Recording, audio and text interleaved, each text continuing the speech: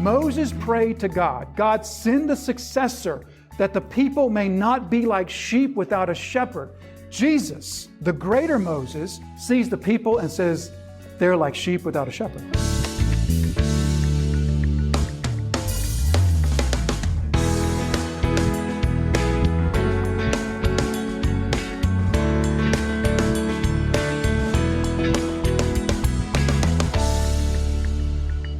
Verse 31, he said to them, come away by yourselves to a desolate place and rest for a while.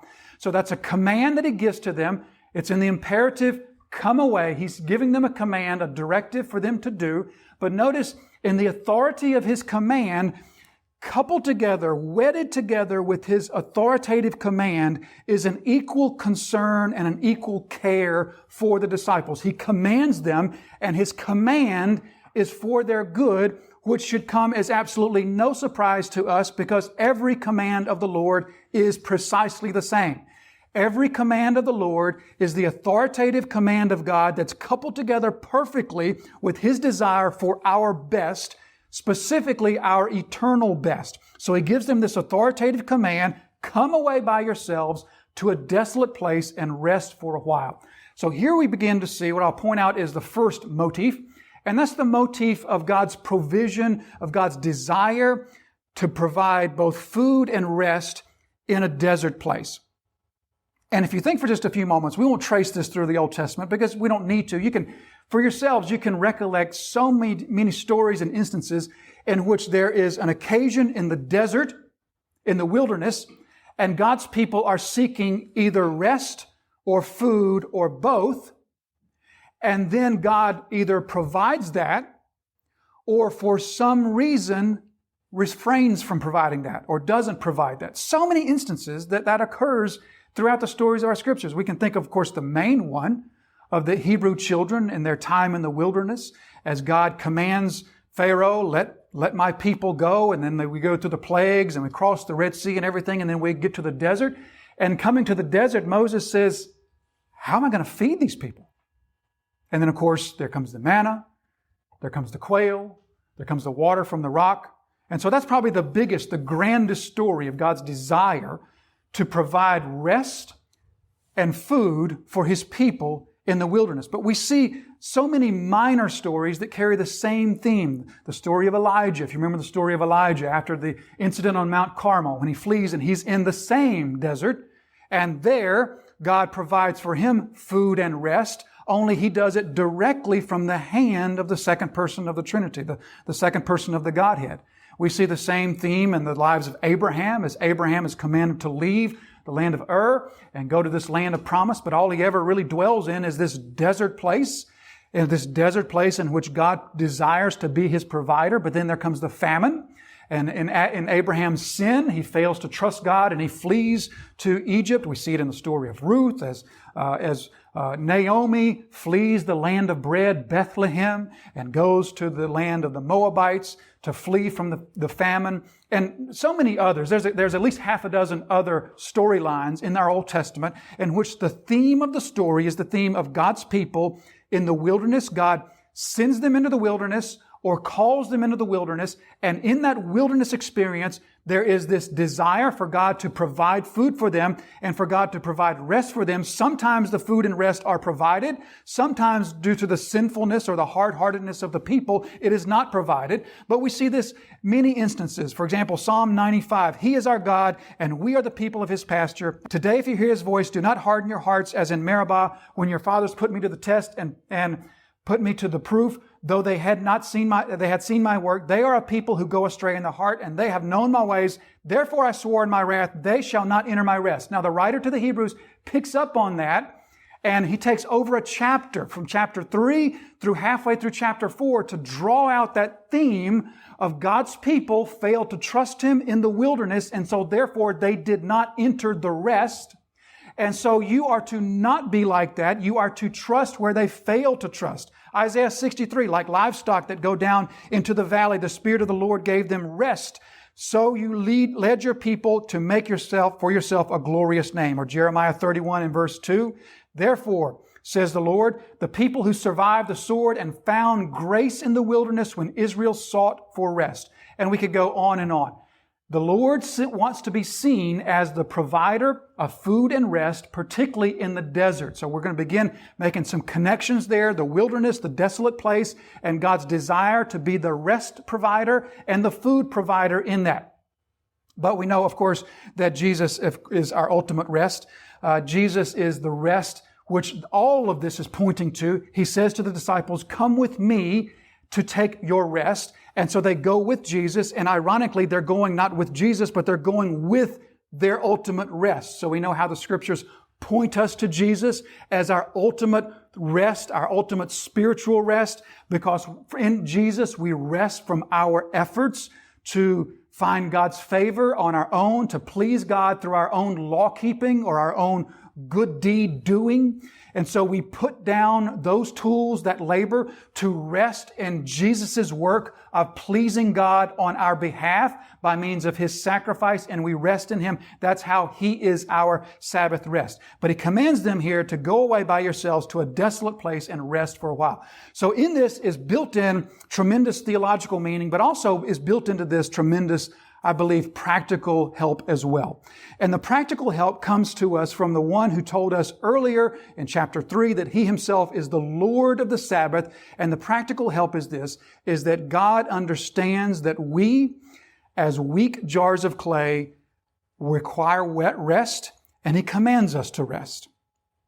And so for some of us, the command to rest, and I'm speaking of not spiritual rest, but I'm speaking of physical rest. As Jesus invites the disciples to come and take this physical rest, likewise, God also created our time in such a way as to be a sequence of periods, a period of 6 days and 1 day, 6 days and 1 day, a period of work and rest and work and rest.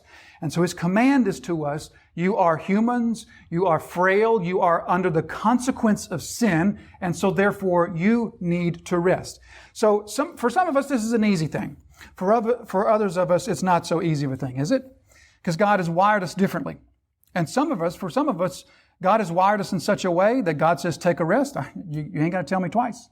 I'll take 2 rests while I'm at it. I'll go ahead and rest for next week too. But then others of us, God has wired us differently. Or I might put it this way, God's creation of us, His unique creation of us, interacts differently with our fallen nature in such a way that for some of us, this command to rest is a difficult one. And for some of us, in our arrogance, we can say, I'm better. We wouldn't say it in these words, but we can say, I'm better than those who need to rest. I'm better than that. I'm more durable than that. I'm harder than that. And so I don't need that. And that's an expression of arrogance, and that's an expression of pride. And all of us can take that for what it's worth as an admonition from the Scriptures. But really, the point of this passage of the Scriptures is really pointedly directed at only one person in the room. And don't worry about who I'm looking at right now, because it's not you. The point of the passage is most directly towards me, because the context of the passage is Jesus' words and Jesus' command towards those who are ministering in His name and have just completed a time of ministry in which they have ministered the word to people.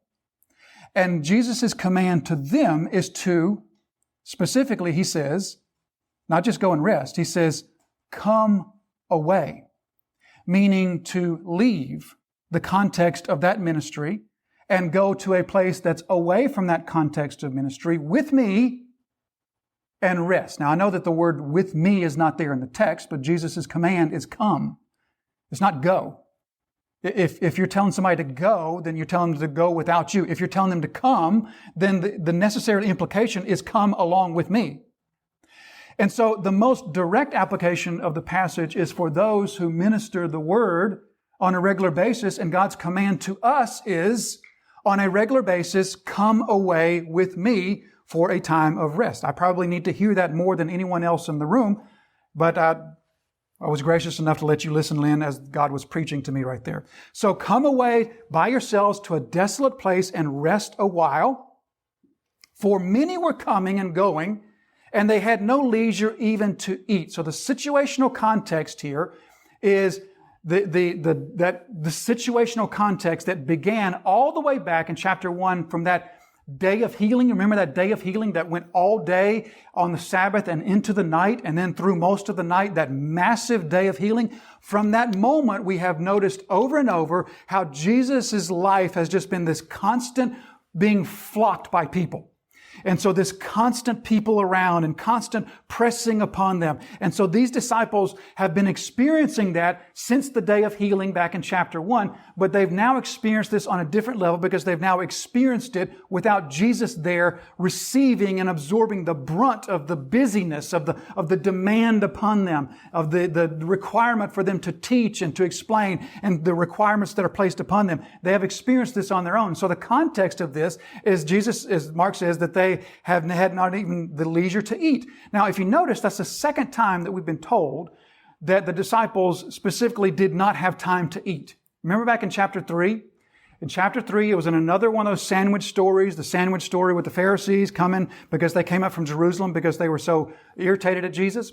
Well, in that was the story of Jesus' family who had heard about the crowds and the size of the crowds and the things Jesus was saying and doing, and they became so embarrassed that they go to take Jesus back with them, even against his will, by force. And we're told there that the reason, the impetus, the sort of the final straw, that thing which the family heard about this, and they're like, yep, we've been hearing about this for 6 months now, and we've been putting this off, but now we just can't ignore this anymore. We got to go do something about this. The straw that broke the camel's back was, we're told, the disciples couldn't even eat. There was no time to eat. There were so many people flocking around them that there's no time to eat. Just to refresh our memory from chapter 3, then he went home and the crowd gathered again so that they could not even eat. And when his family heard it, they went out to seize him, for they were saying he's out of his mind. So this is the second time that we're now told that the disciples and Jesus literally did not have time to eat. The first time we're told that was the impetus for the family coming to try to take him back. And Jesus rebukes the family and he says to them, my true family are the children of God, the people of God who hear the word of God and obey it. And then they leave and go back. The second time is this occasion where the disciples now have returned and they're once again so busy that nobody has time to fix any food or eat anything. And on this occasion, Jesus will now take the disciples and he'll give them sort of a gentle rebuff. He rebuffed his family earlier. Here he's going to rebuff the disciples. And the point of that is, as we'll see later on next Sunday, the point of that is that you're failing to look to Christ, to look to God for the help that you need. So 2 rebuffs come, and both of them come in the context of the disciples not having enough time to eat. So I wanted you to take this idea that the disciples now, it's rather unusual, isn't it, that Mark says 2 times that they didn't have time to eat. Take that and sort of put it in the back of your mind. We're going to bring that back out next Sunday, and that's going to have importance for us next Sunday. So he says, come away and rest. Come away. You haven't even had time to eat. Verse 32, and they went away in the boat. So that's probably still the same boat that they went across the Sea of Galilee to the land where the man known as Legion was, and came back in the boat. And he says, come to a desolate place. He says, let us go to this desolate place by themselves. So the word translated desolate place is the word eremos. And you know that word because we've talked about that word a lot. Because that word shows up a great deal in Mark's gospel. Eremos, wilderness, desert, deserted place, desolate place. So we've seen that word. We began seeing it at the very beginning when we're told that John is a voice crying out in the eremos, in the wilderness. Make straight the way of the Lord. Bring low the mountains, bring up the valleys. And then we're told that John the Baptizer is baptizing in the eremos, in the wilderness. And then we're told that Jesus goes out and he's also baptized in the eremos, in the wilderness. And then we're told that the Spirit drove Jesus into the eremos, into the wilderness, into the desert place for him to be tempted. And that he was in the wilderness for 40 days. And then later on in chapter 1, we're told that Jesus rises early so that he can go to the eremos, to the wilderness, to the deserted places to pray. And then we have that story of the leper when Jesus cleanses the leper and he tells the leper, don't tell anybody what I've done, but instead he tells everybody, so that now Jesus himself has to go to the eremos, to the wilderness, to the deserted place, and while the leper goes back into the town and into the village. So this desert, this wilderness place, is a theme that Mark has landed on, and now he brings this theme back out. It's the theme of the wilderness from which John comes, from which he calls, into which the people go to be baptized, into which Jesus goes to be immersed into the sinfulness of the people, and then into which Jesus is driven for his time of temptation and trials, and then into which Jesus voluntarily goes to pray, and then into which Jesus now must go in exchange for this cleansed leper to now be reunited with his friends and family. This theme of a desert place, the deserted place, keep that in mind as we'll draw that out further as we go. Now, verse 33, now many saw them going and recognized them. So that says to us that these disciples and Jesus, they're getting in the boat, they're leaving, and some people perhaps see them, and they say, hey, I know those guys. Isn't that Jesus? And isn't that the crowd that always hangs around Jesus? I know them. So they see them and recognize them. However, that word them, if you look at that word them, that's supplied. If you have a King James, an italicized King James, then it'll show you that them is in italics, meaning that them is not part of what Mark wrote. Instead, Mark wrote that they saw them and they recognized. Now, our translators had to supply something, because in the English, recognize is what's called a transitive verb, meaning that it needs a direct object. You can't just say, I recognize. And you say, recognize what? Our English doesn't work that way. When you recognize, you got to recognize something. You got to recognize a person or something like that. So that's why the editors of our Bible have supplied them for it to make sense to us in English. However, Mark didn't say them. He just said they recognize. So perhaps what he's saying is that they recognize the disciples and Jesus, or perhaps he's saying that they recognized what's happening. And I think that's probably more likely, that they recognized what's going on. They recognized the fact that Jesus is leaving. Because I find that just fits the flow, it fits the context more than, aren't those the disciples? Everybody knew the disciples, and they had been seeing Jesus and flocking to Jesus now for months. So it makes more sense to me that they recognized, wait a minute, they look like they're leaving. They're getting in a boat. Are these guys leaving? So they get in the boat and they recognize what's happening and they ran there on foot. That word that Mark uses speaks of, I don't know. You've seen the videos of the crazy people in Spain that run with the bulls? You know what I'm talking about? Where there's this crowd of people and this mob of people, and it's not just a mob of people, but it's a mob of people running. That's the word that Mark uses. It describes a sort of a desperate run together where people are running and even falling over each other. That's the word that he uses. So they ran there on foot from all the towns and got there ahead of him. So probably what is happening here is that Jesus and the disciples get in the boat, and in the boat they never leave the sight of the shore. And so the people see the boat from the shore and they're sort of following, running along with the boat as the boat is traversing across the sea. Now, Luke is going to tell us that they go to the region of Bethsaida, where Peter is from.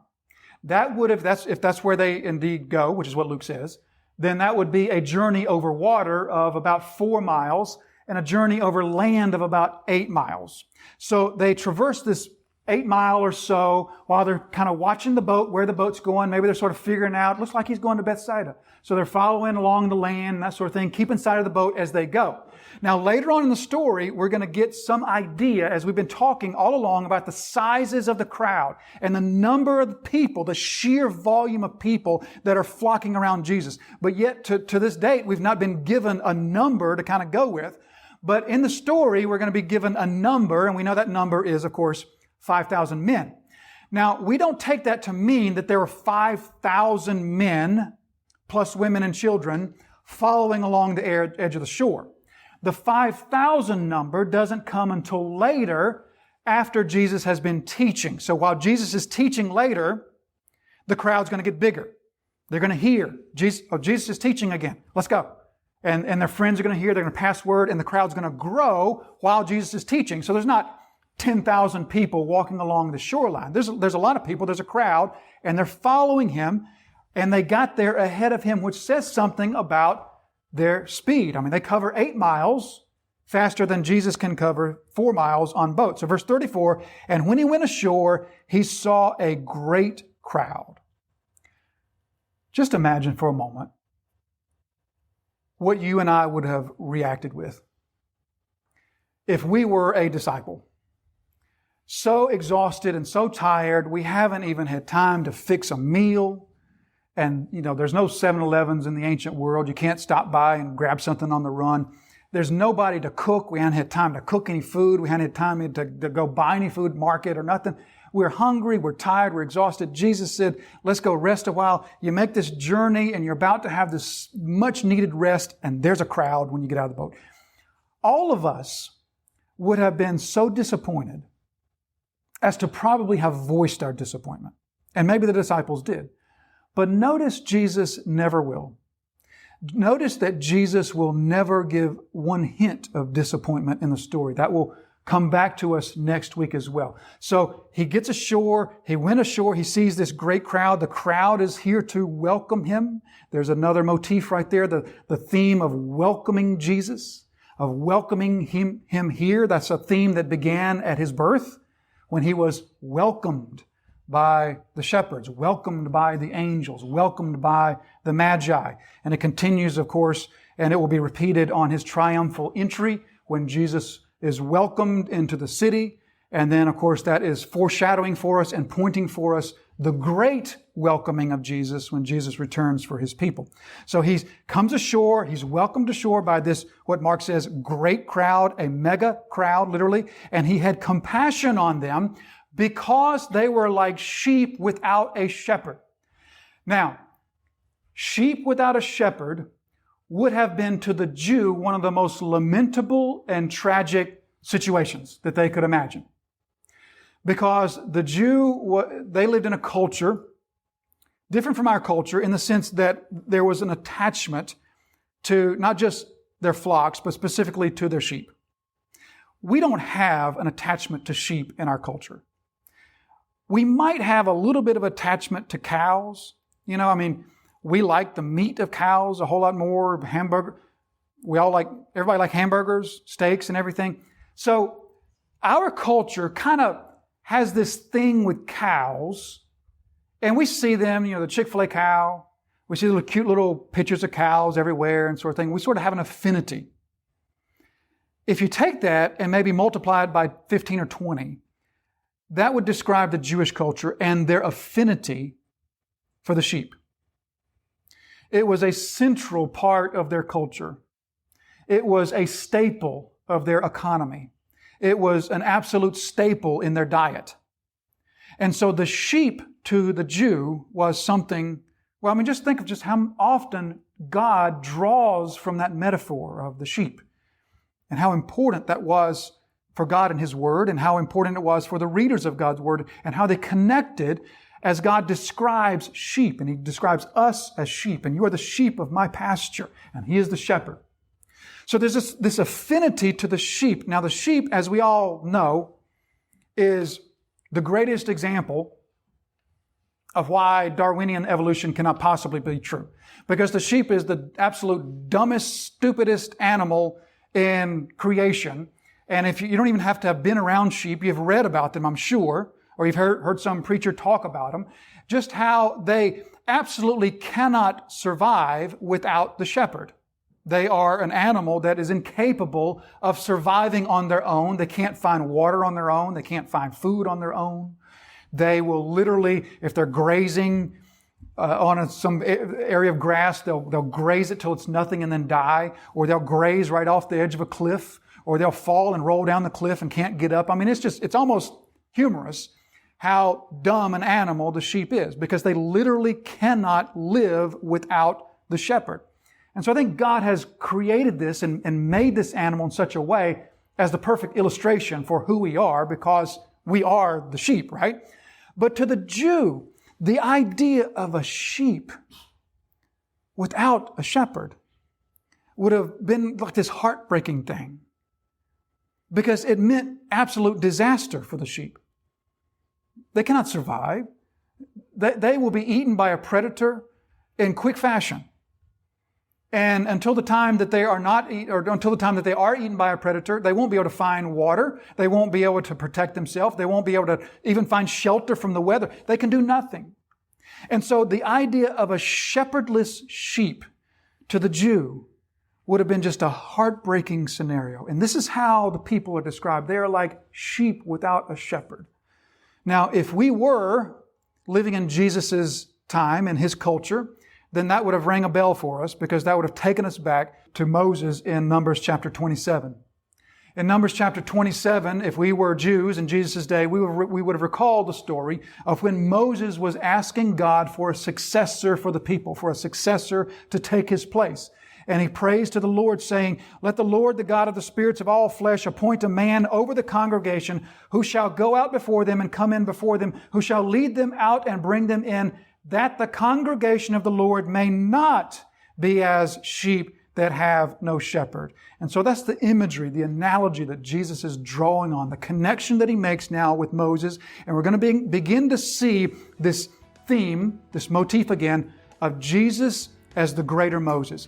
Moses prayed to God, "God, send a successor that the people may not be like sheep without a shepherd." Jesus, the greater Moses, sees the people and says, they're like sheep without a shepherd.